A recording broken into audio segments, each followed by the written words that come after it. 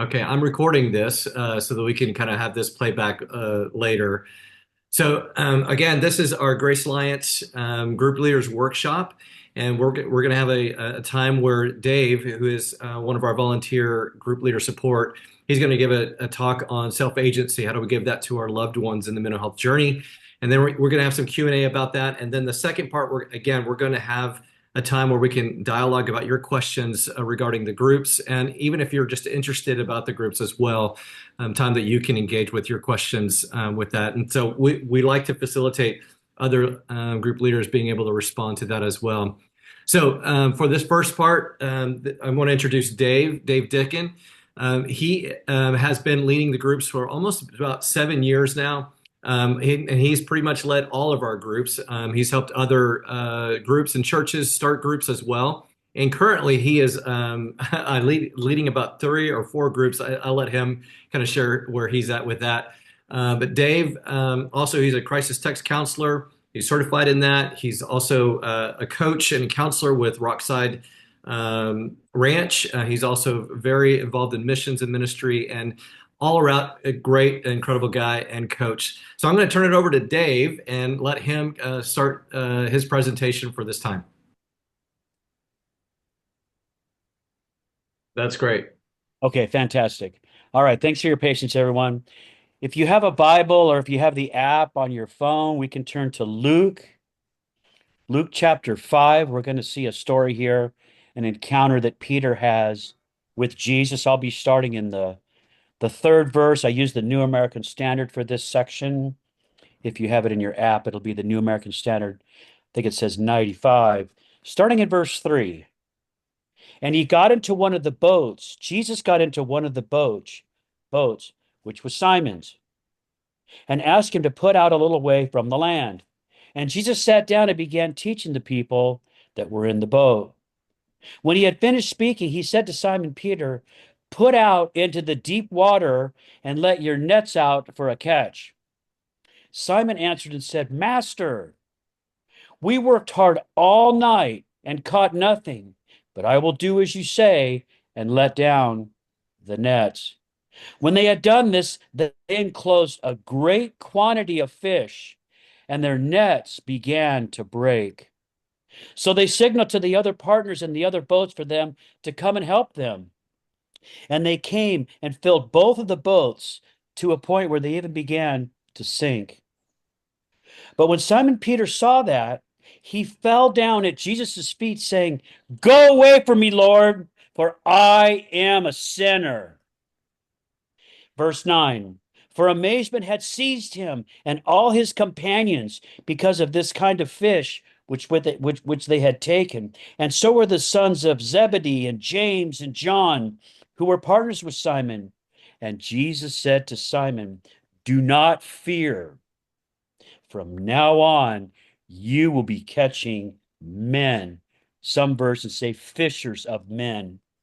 When they had brought their boats to the land, they left everything and followed Jesus. Notice the difference between how Peter viewed himself. "I'm a sinner, stay away." But yet Jesus says, "Throw your nets on the other side and catch more fish." I bet you're supporting your loved one and you're saying to yourself right now, "Yeah, I'm always telling my loved one to cast their net on the other side, but it's just not happening." They're getting their identity from their empty net. Parents, you do such a great job of believing in your child, but sometimes you just don't get the results that you're looking for or that you'd like to see your loved one achieved. Well, maybe it's because your loved one feels the same way Peter did. "I'm a sinner. I can't do this." How many people are supporting someone who says, "I can't"? Yet when you look at them, you say to yourself, "Where's that coming from? They sound perfectly capable to me." But look at this dynamics. Look at the dynamics from this encounter that Peter had with Jesus. Jesus believed in Peter, just like you believe and your loved ones. So let's advance the story and look further, because this is Peter's transformation, right? So we already read that Peter feels like a sinner. I'm a sinful man. But yet, years later, after the book of Acts, after all this ministry, after Jesus died on the cross, rose from the dead, and all the things we read about in the book of Acts, look now what Peter is saying in Second Peter in contrast to what he was saying before. Now he's saying so he's writing to Christians in Second Peter, and bear with me, I'm dealing with some technology, which I'm not getting very far. Anyway, sorry. Through these he has granted us to us precious and magnificent promises, that by them you may become partakers of the divine nature. Partakers of the divine nature.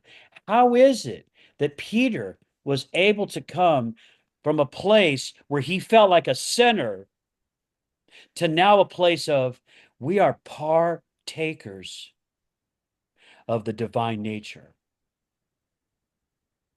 How did that happen? How was Peter able to embrace this original glory, if you will? How was Peter able to embrace God's original design for him?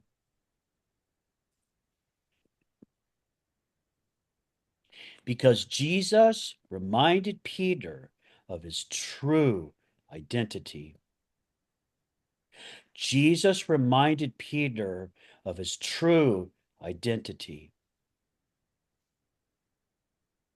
You see, the stigma of a mental health condition or adverse experiences causes our loved ones often to feel like an outsider.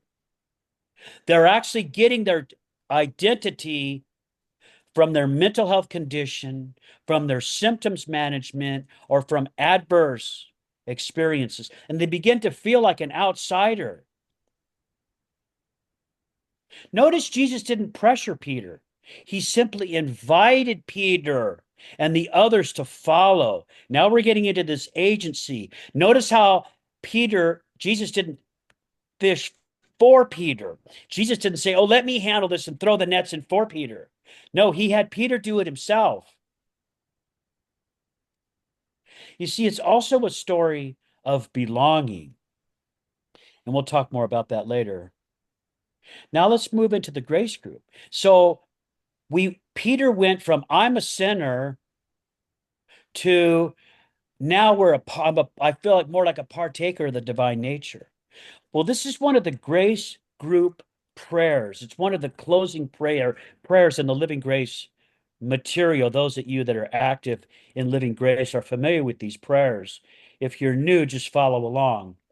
So here's how we pray. Lord, we are so thankful for your hope and abundant grace that is always present as we journey through the mental health recovery process. It's a process, friends.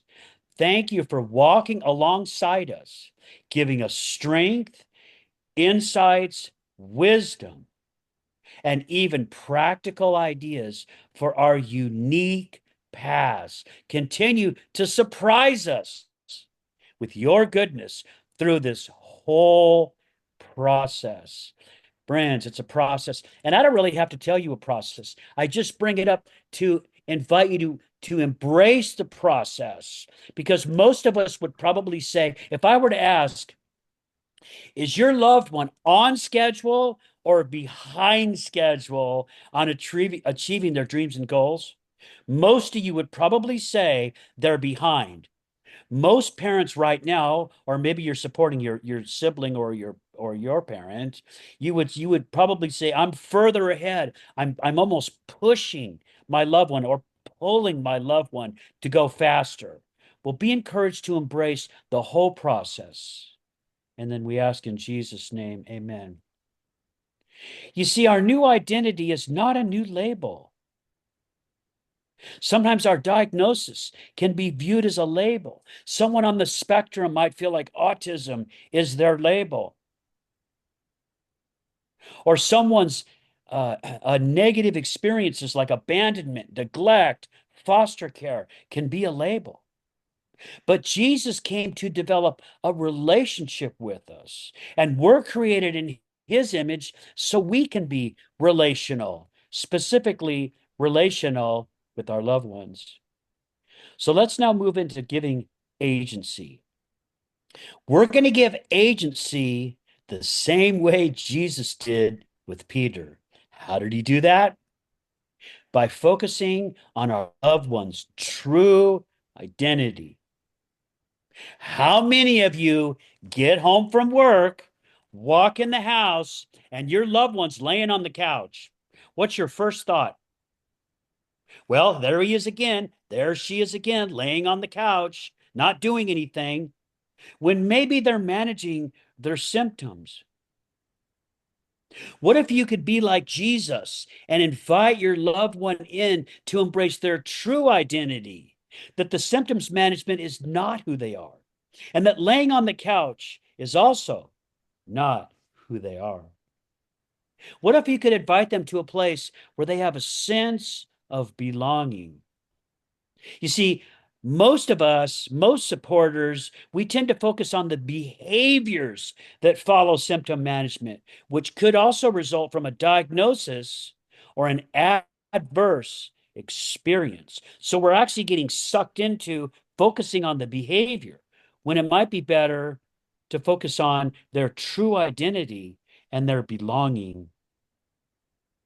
How do people feel that don't have belonging? They hide, they isolate, they experience shame, they feel different. So agency replaces fixing with empowering. Rockside Ranch, Joe brought that up. I work with the families, some of them are on this call. I work with students and the graduates. Mason graduated about 2 years ago. So I flew up to Rockside Ranch for a couple of weeks, as I do every quarter for a couple of weeks. And Mason was graduating on like Sunday after church, but on Saturday I said, "Hey, let's go get a hamburger." So we went to Dottie's, good old famous Dottie's in Etna, California, got a corn dog. You know, you think it's 1950 up there. And Mason says, "Dave, I've been living my whole life for God. Excuse me, I've been living my whole life for myself. But now I want to live for God. So why doesn't he just tell me what to do?" Mason asked me. And I leaned forward on that wood park picnic bench and said, "Mason, did you hear what you just said? Did you hear what you just said? You know what you just said, Mason? You're embracing your true identity. You have a whole new set of values. You have new tools. You've been empowered, Mason. And guess what? God wants you to make the decision. God wants you to make the decision. He's empowered you and he's given you the tools and he's reminded you through Rockside Ranch and life-giving community. He's reminded you of your true identity. Now you're going to do it. And guess what? When you go out and you make your own choices and you use the tools that you've learned that helped you embrace your true identity, now you can teach somebody else. Now you can model what it looks like to be a true human. You know, if God just put it up in the sky, what have you learned? But if you go through the process of grace, if you go through the process like Peter did of feeling sinful and now realizing that you're a partaker of the divine nature, you can make the decision and you can help somebody else. You see, friends, we're not painters. We're eye doctors. We don't show people the world. We help them develop a new lens. This is agency at work, friends, where we don't tell them or show them. We help them develop a new lens, a perspective that Jesus demonstrated, an eternal perspective. Look at the different perspectives that Peter and Jesus had in that same encounter. So Jesus was giving Peter a new lens. So let's do this, friends. Let's do this. Let's put a crown on our loved one's head and help them to grow into it. How many parents right now want to put a crown on your son or daughter's head? I don't care if they're 16, 26, 36, or 46. Maybe you're supporting your mom. Go put a crown on their head because that's what Jesus did to Peter. He put a crown on Peter's head. You know, most of our loved ones feel like they can't. These diagnoses, these symptoms management, these adverse experiences have them in a place where they're like, I can't. So the goal is not to do it for them or tell them what to do, but empower them to move away or move toward I can.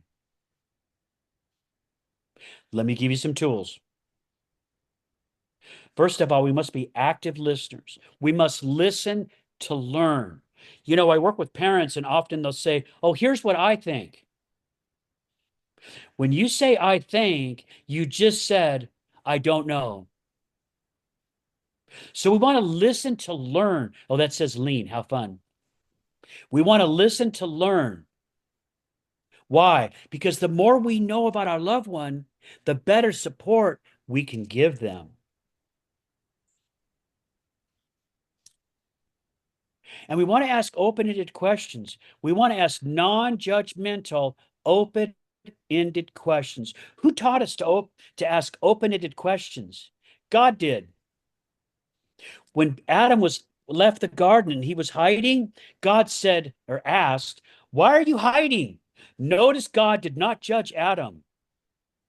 So we want to move away from feeling judgmental and replace that with empowering, moving away from fixing and getting into empowering. People call me up, young men in crisis call me up and they say, I don't know what to do. I say, really? Are you sure about that? Because you just called me. Maybe you do know what to do. Maybe you know not to do this alone. Maybe you have tools. What would you have done before? You would have gone down to the street corner and bought some meth. Now you're calling me. See how we encourage the agency? We want to encourage that control. We want to encourage that new experience, those new set of values that comes when our loved one discovers their true identity. So yeah, there's still going to be moments where they need to be reminded, where they say, I don't know what to do. Yes, you do. You just called me. You just communicated, I don't want to do this alone. I know not to do this alone. And then we want to remind them of what they might have done in the past. You see, agency, it's a sense of control, but it also cooperates. You know, one of the things that frustrates people that experience a mental health condition is a lack of control. So part of giving agency is giving the control back to our loved ones. We want to give the control back to our loved ones. Jesus gave Peter the control. Jesus only invited Peter to become a fisher of men. He didn't make him go.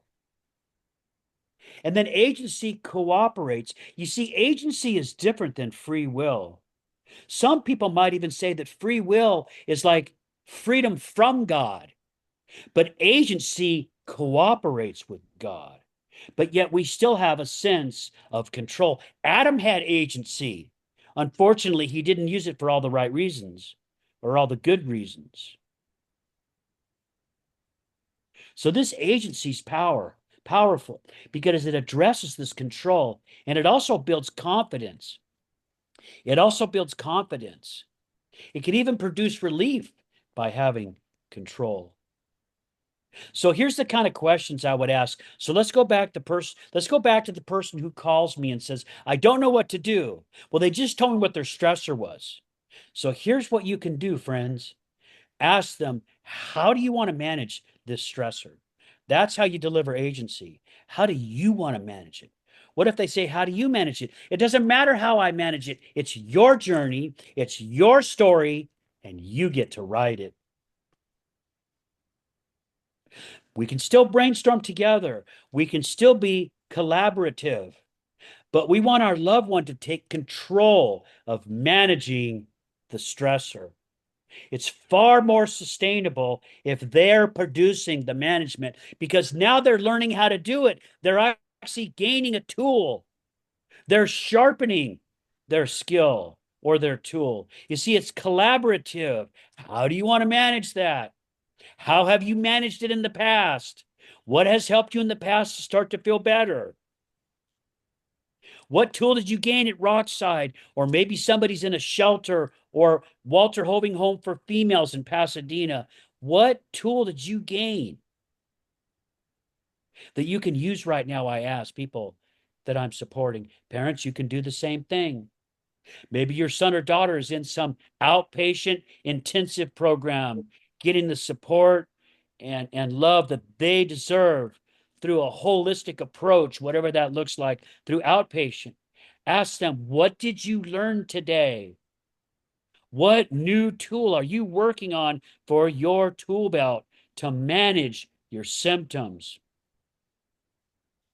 Another thing you can do is ask your loved one, what advice would you give to someone who's dealing with a similar stressor? See what that does to the mind? Notice how we're changing the way they're looking at it. Give them a new perspective. Let them focus not on themselves like they always feel like they're doing. Let them focus on somebody else's. Get them involved in problem solving, maybe in something that you're dealing with, because this will build their confidence. You see, there's a direct connection. There's a direct correlation between how people feel about themselves and confidence. What was Peter's confidence? Why did he feel like a sinner? Because he had low confidence. Where did he get the low confidence from? I can't catch any fish. I'm no good. Jesus, we fished all night. Jesus, are you listening? We didn't catch anything last night. What do you mean you want me to throw it in on the other side? How many of your loved ones sound like that? Jesus said, get that net on the other side. And look, this is not a message about, oh, put your faith in Jesus and you're going to be rich and catch all these fish. No, it's a message that says it doesn't matter if the net's full or if the net's empty, because it's not who you are. You know what does matter? You do. You know what else matters? Your loved one. In the Thrive course, we call it mattering. You matter and your loved one matters. And Jesus was communicating a mattering story to Peter. You see, when our loved one feels a sense of agency, they start to dream. They craft goals. They're creative. They have hobbies and they do things that they enjoy. And let me tell you something, friends. One of the things that you'll find is that this stuff is still inside our loved ones. Maybe we don't see the dreaming. Maybe we don't see them crafting goals. Maybe we don't see the old creative self, but it's still there. So you can help them excavate their dreams and their goals because it's part of their core. How does that sound, everybody? Joe, we can move into some questions now. I didn't really time it, but I kind of like where we're at right now. No, that's good. Yeah, and so Dave, one question would be, and if you guys have questions, you can ask them in the chat, and I can pose those to Dave as well, or you can just ask that live here as well. But Dave, if you could, do you have like a specific example where you helped a family, let's say a parent with their loved one, kind of through a situation like this where there was there wasn't a lot of movement between the parents and the loved one. So, do you have a story? I know you've told me a lot of stories over the years. Yeah, so I have a young man that was struggling with eating, and he lives with his parents. He's in his early 20s, and his parents would follow him all over the house. Oh, have one more bite. Take one more bite of that bread. Oh, did you finish eating? And they would just follow him all over. And it drove him crazy, and it created all this tension in the house. So mom and dad finally decided we're not going to say anything else about this eating. And little by little on his own, he started to manage it on his own because he was given that freedom to navigate it himself. He was given that freedom to develop his own eating values instead of having his pesky parents. And I'm not saying you guys are pesky parents, and I'm just as guilty as being a pest as anybody else. I'm certainly no perfect parent, but this is what we want to move away from. Joe, how does that sound? Yeah. Hey, real quick, if you just stop sharing your screen there too, so that we can kind of Oh yeah, yeah, yeah, yeah. get that in there. But I remember there was one story where I think it was a teenager or a teen that had called you, and they they were needing help with their parent or something like that, and then you were able to talk to the parent and help them to kind of navigate that because they weren't really learning how to really listen to their loved one. Do you remember that story? Well, one of the things, so this is kind of like more like a connection story, but there's a couple of stories with this family that you're probably talking about. So a family reached out, they had a young daughter, and so we meet, and I get all these stories about the 15-year-old daughter. My daughter's doing this, she's breaking out of the house, she's sneaking out of the house, she's smoking pot, she ruined our weekend, she did this, she did that. And I said, okay, mom. And she's saying this right in front of the daughter. So I asked the daughter to, let me talk to your mom. So I said, no, I asked the mom to leave and the daughter to stay. And then I asked the daughter, so tell me about your mom. Oh, she doesn't listen. I hate my life. There's no space for me to even breathe, and so on and so forth. And so then I said, well, tell me about your relationship with your mom. And she's like, oh, I don't have a relationship with with my mom. And I said, okay. So mom came back and I said, so let's start again here. What kind of a relationship do you have with your daughter? And she said, I don't have a relationship with my daughter. But remember, she was kind of blaming her daughter. So where I went from there was, what if you both worked on a reconnection? Instead of trying to fix each other, what if you worked on establishing connection? And they said, well, we've tried everything else. Sure. And so they began to cultivate a relationship. And one of the things I asked them is what did you used to do together that was fun? And they said, oh, we used to go to the shooting range. And I said, tell me more. And they said, oh, we have this gun. And I said, what kind is it? And they go, oh, it's a Glock.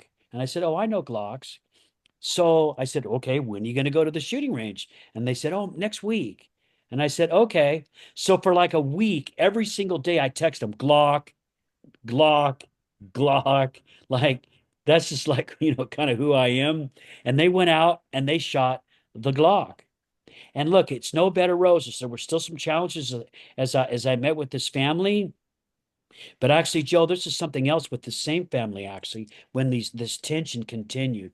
So now the girl's like 17, and she was really having a hard time with how she felt like her mom was just almost like following her everywhere and managing, some of her basic needs. And she was really struggling. So I said to the 16-year-old, I said, what are you going to do if your mom never changes? And she started crying. And she said, well, I guess I'll be a prisoner. I said, get a piece of paper and a pen and start working on being a prisoner. By the way, that was like a turning point. So, Joe, that might have been what you were looking for. That was a huge turning point with that family because now she started to have her own control and they really started to flourish. And and it's a lot of fruit. And they come to my birthday parties now and stuff. And because I'm kind of a freelance counselor, I get to know my clients outside of work. In fact, they came to my birthday party last year, and my pastor was there. And my pastor said, oh, how do you know Dave? And they said, oh, he's our counselor. And the 16-year-old daughter said, yeah, he showed my mom all the things she's doing wrong. Some of you might not think that's funny, but Everyone was laughing. And look, we've come a long way with this family. I mean, I'm getting postcards, pictures from Hawaii because of this whole agency and empowerment. You see, we were all reminding each other of our true identity. And there was even a belonging story in there where this connection was broken. You know, when the connection's broken, it affects our identity, it affects our belonging. And no one was in control. Mom was out of control, trying to control a daughter who's out of control. Everything was just out of control, right? But as soon as we started to have agency, control began to fill spaces where things were out of control. Okay, one difficult question for you. All right, because we see this a lot. We have to do difficult questions. I know, and I like difficult questions. So, because we see this a lot in the Family Grace group, and I've been involved with lots of families in this condition as well. So, when your loved one is non-compliant, maybe they don't live at home, they don't want to talk to you because there's a lot of families that will have a loved one that's non-responsive or anything like that, or maybe they are living at home and they just are not responsive. So giving this self-agency in a condition in a situation like that when they're just not wanting to cooperate. Yeah, so this is all like perception, right? So the child that's not cooperating, the child that's living in your house, but acts like you don't even exist, something brought them to that point.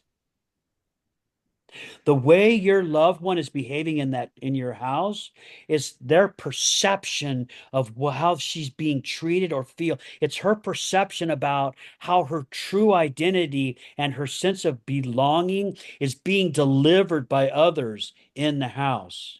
And I'm not saying it's your fault. I'm nowhere near saying it's your fault. In fact, I teach seminars on parenting, and you'll hear me say, it's not parenting, it's perception. It's perspective. Remember when Jesus gave Peter a new perspective. So to answer your question, Joe, it's we have to find a way to behave differently because how whatever we were doing previously is what has had some impact on how our loved one feels how he or she is being viewed by us.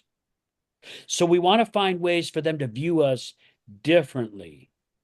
When parents call me up and say, "Hey, Dave, what can I do differently?" Those are the parents that achieve the most results. So as we change and as we believe in our loved ones, just like Jesus believed in Peter, we can start to see change. And so we need to focus on little by little.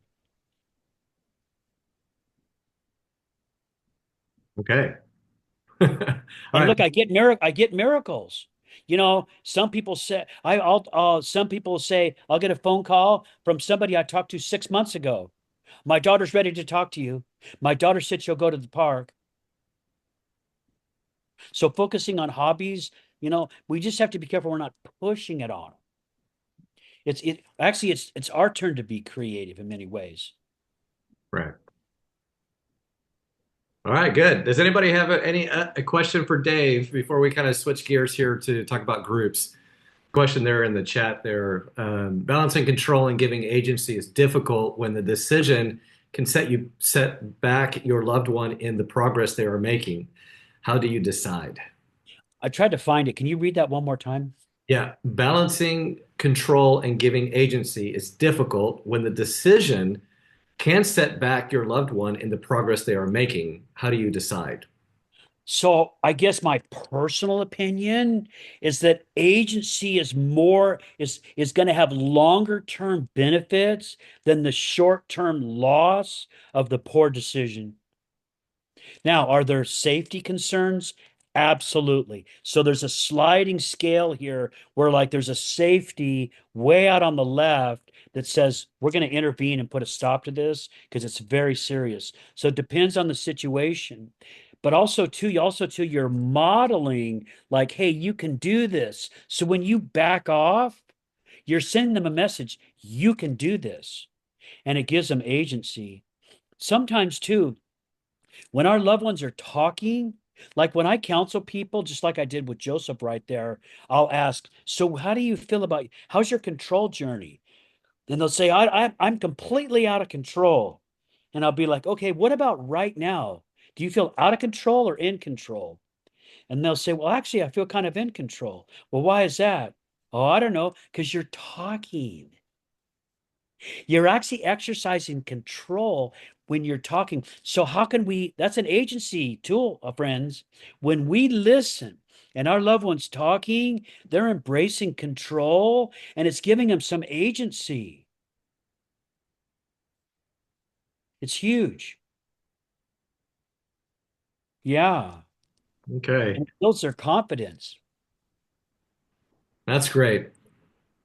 Thank you, Dave, for your insights and all of your wisdom in working with so many families and individuals in this journey. And again, the reason we're doing this is to try to give deeper information and deeper insights to what's in our curriculum. There's so much more, and our curriculum is really kind of a basic outline of different things that help empower couples and families in this process. That's what we're having this conversation. Now, Dave did refer to our Thrive workbook, and all of these workbooks are free. I mean, it's 200 pages. It is to help anybody through the journey in that process.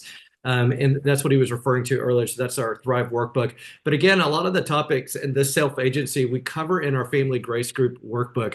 And this is where we cover things like boundaries, negative behaviors, and problem solving, communication, giving the tools that are necessary and basic. And there's a lot of testimonies and great stories I've heard from many people coming through the groups using these basic tools, because when we're in this journey with our loved ones, and even for ourselves, when we're going through this experience, we want grace to be practical. And that's the biggest thing out of this. We want practical tools, because we want to be able to progressively move forward into the real grace that's available for all of us. It's not going to be perfect, but it's going to be a process. So we expect all this to be messy. When I work with families, I tell them, hey, expect it to be messy.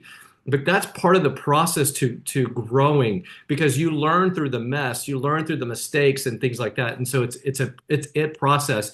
And also remembering that for our loved ones, they're dealing with a lot of sense of failure. And Yeah. that failure, and that actually gets into a lot of science and neuroscience, where there's actually a mechanism in the brain which is called the habenula, and that is the part of the brain that's associated to what's called the no-do gap. I know what to do, but I don't want to do it, and it just spurs in it what it's learned in that learned behavior of that negative response. If I do this, I'm not going to get any better, et cetera, et cetera. So loved ones are often caught in that process, or in that stuck place of what really that habenula. And what that habenula is doing in the brain, it's suppressing the serotonin and the dopamine. So they're not getting the mood and the mechanisms for the brain to be motivated for those outcomes and things like that. So that's why when Dave's talking about self-agency, he's talking about that inviting process. Just invite them to move forward. Or when he's talking about the Thrive, that's where it's designed to explore, experiment. And when you explore and experiment, that's how you biohack that habenula. That's how you get around that failure mechanism to always going off, so that you don't move forward or your loved one doesn't move forward. So that's why we keep this a process and a journey. So on that, you can go to our website and look at where we have the free resources, and you can download all of these workbooks for free with that. And so, and then Dave put in the chat his contact information for his website, and even his email there if you want to contact and have further discussions with Dave. So right now, I want to dedicate our last few minutes here for any questions that you guys have in regards to your group, or in the Grace groups or the Thrive groups in general. Any questions that you guys might be having?